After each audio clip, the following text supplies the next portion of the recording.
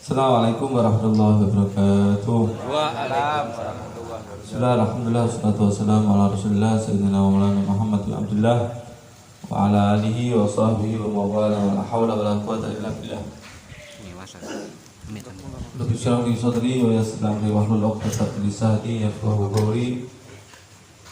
Para habaib, para alim ulama, para asatidz, para kiai, para sepuh, hadirin yang dimuliakan oleh Allah Subhanahu wa taala. Langsung dikri Sayyidul Walid Mustafa bin Abdul bin Hamzah bin Abdurrahman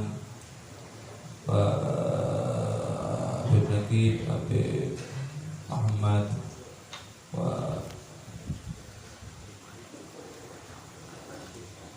Habib Arif, para kiai Ya Aziz, Izami, Ya Buzadril, Musbahru, dan Sohibul Bait, Haji Imron, keluarga, seluruh hadirin yang dimuliakan oleh Allah Subhanahu wa taala. Mengidentikan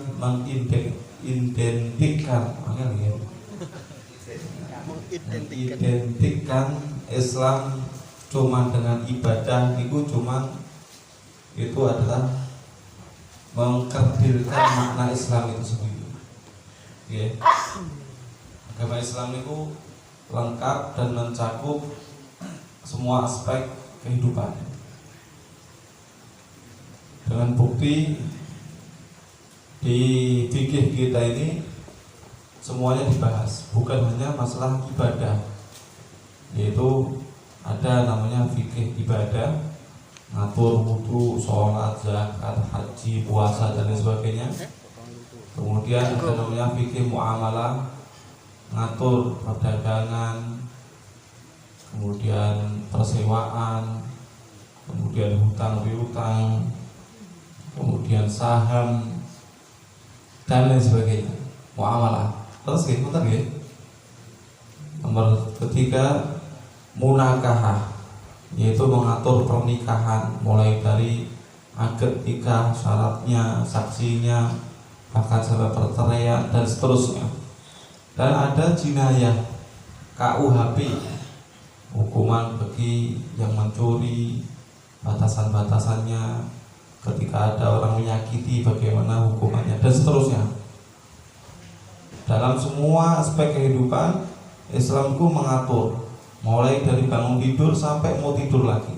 Bahkan mau masuk kamar mandi, ketika di kamar mandi, keluar dari kamar mandi, bahkan minta maaf sampai mau datangi istri dan lain sebagainya, itu diatur oleh Islam, lengkap.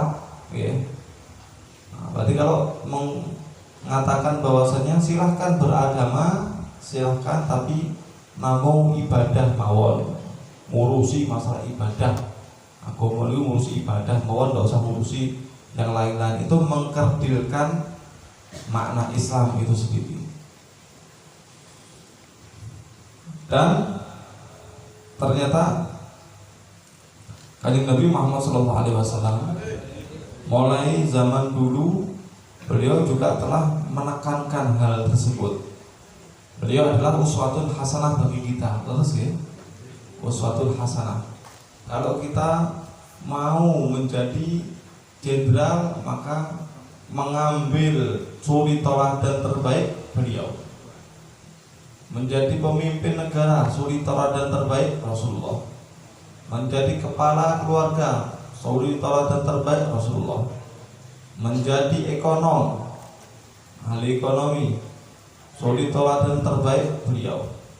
Menjadi ahli politik, suri teladan terbaik beliau. Semuanya beliau ada dengan nas Al-Quran, suatu hasanah. Dan kejadian di zaman dulu waktu itu ekonomi dikuasai oleh orang Yahudi ketika Rasulullah SAW datang ke kota Madinah.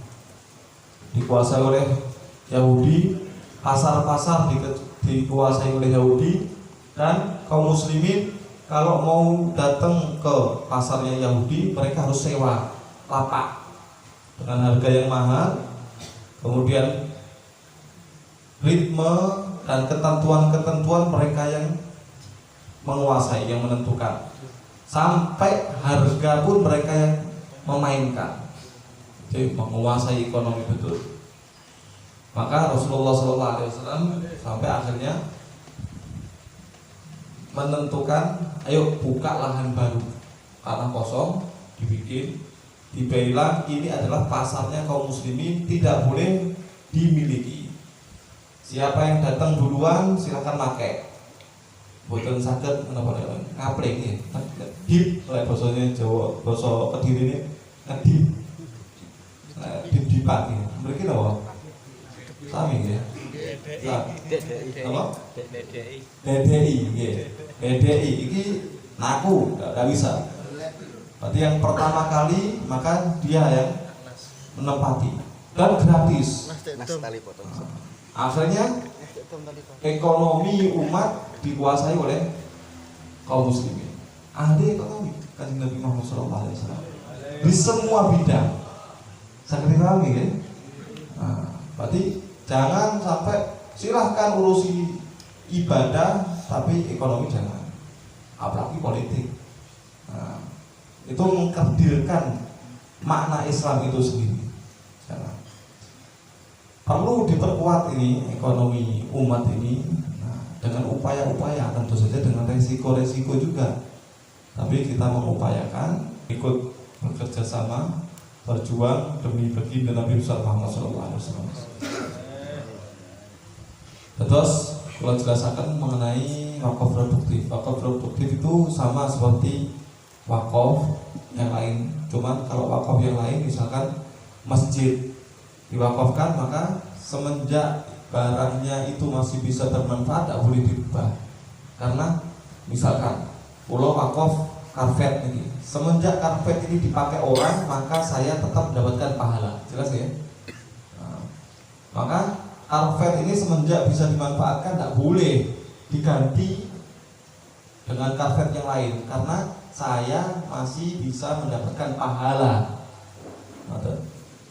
Bangunan pun juga seperti itu, tidak boleh diutak-atik, karena itu haknya orang. Karena semenjak itu bermanfaat, dia tetap dapat aliran pahala. Kalau wakaf produktif di model nopo mawon monggo, tapi hasilnya yang dipun ambil nanti wakaf. Adakah contohnya Sayyidina Utsman bin Affan?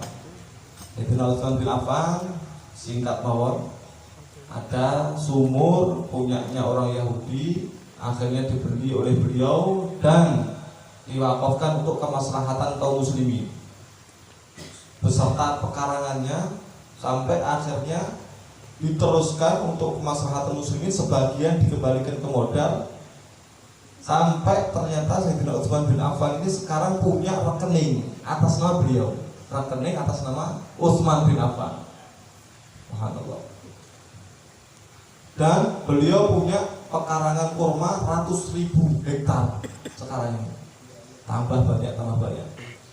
Tanah di sekitar Masjid Nabawi itu miliknya Sayyidina Utsman.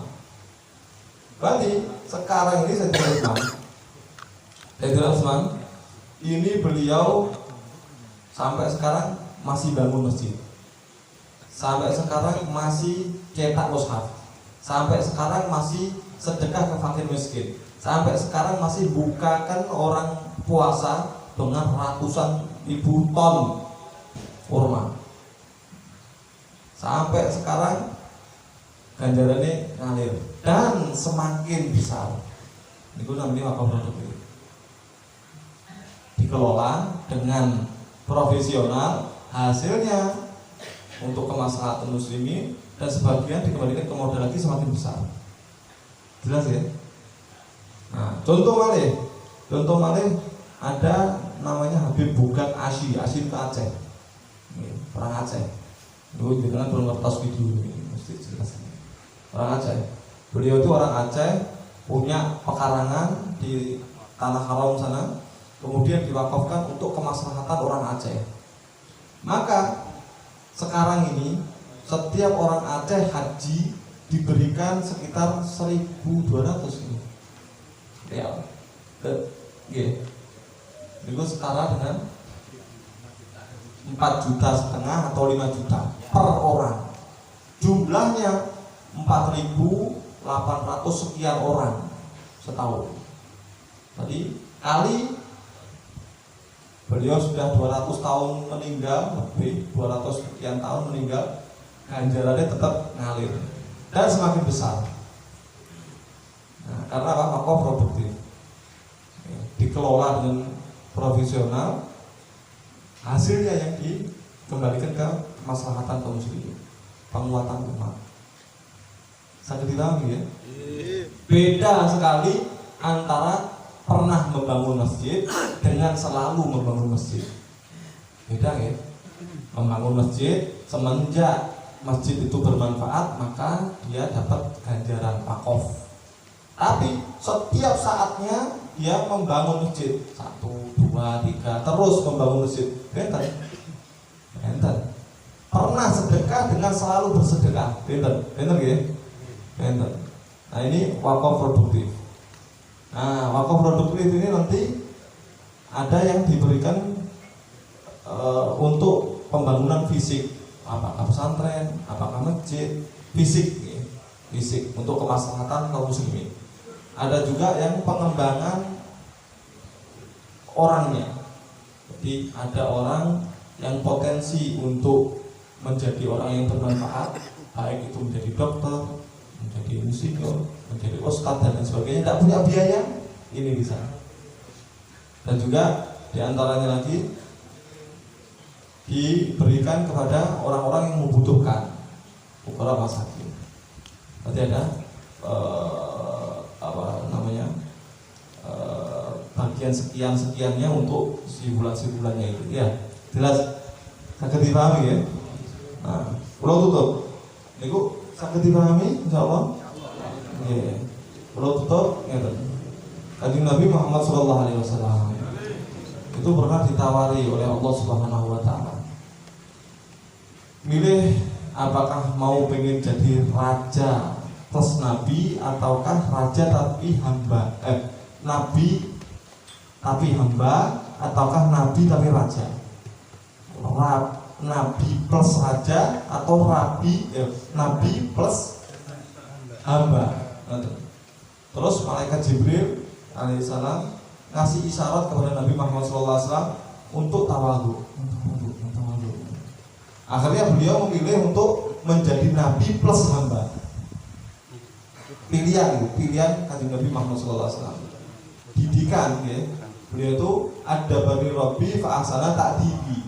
Yang didik aku itu adalah Tuhanku, maka aku mendapatkan pendidikan yang paling baik, dibimbing langsung oleh Allah Subhanahu wa taala. Beliau lebih memilih kadang kenyang, kadang lapar. Pilihan itu saya kanjeng Nabi Muhammad SAW. Pernah kanjeng Nabi Muhammad SAW itu ditawarkan gunung itu menjadi emas. Terus ya, betul ya? Nah, misalkan jenengan itu para ustadz, para kiai, para dai ditawari gunung itu jadi emas. Pripun? Purun. Pikirane, wah kok tak kayak sing sak gebok ngene sak digawe pondok. Ustaz atau kiai kok iki.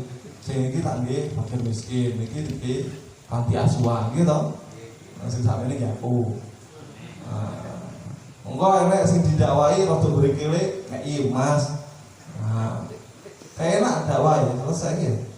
Tapi kanjeng Nabi Muhammad SAW memang dididik oleh Allah Subhanahu wa taala, ada enggak mau. Kalau misalkan mau, mungkin salah satu hikmahnya nanti kita ini tidak mau berjuang. Kanjeng Nabi sugih emas sak gunung ya. Kula kan butuh kula niku. Untuk kebutuhan sehari-hari saja sama saya itu masih kurang. Nah, tapi kanjeng Nabi boten. Kanjeng Nabi itu diparingi pilihan seperti itu, tapi ternyata beliau itu kelaparan.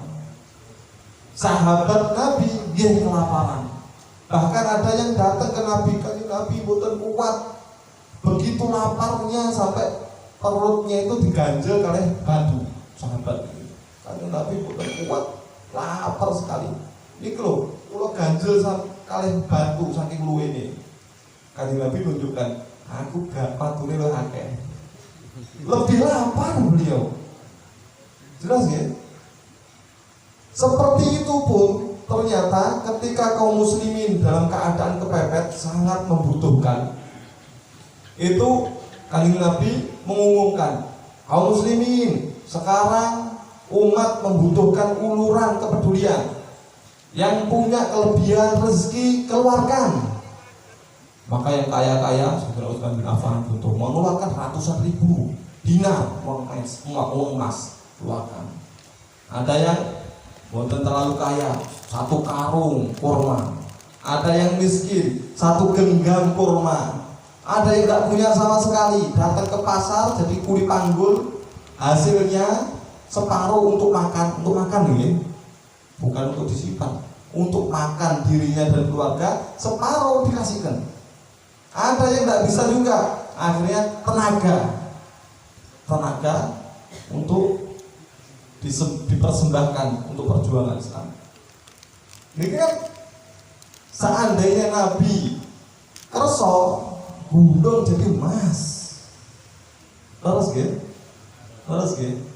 tapi minta kepedulian kepada umat, walaupun beliau itu aslinya dikasih kekuasaan oleh Allah Subhanahu wa Ta'ala untuk gunung menjadi emas, tapi tidak.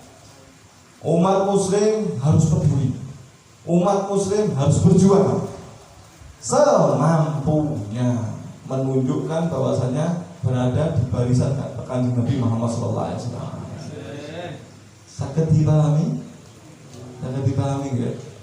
Nah, ini supaya kalau misalkan beliau itu emas diterima, maka yang di sini ini pasti pulau tasik butuh loh, pulau dari Nabi nyelengi.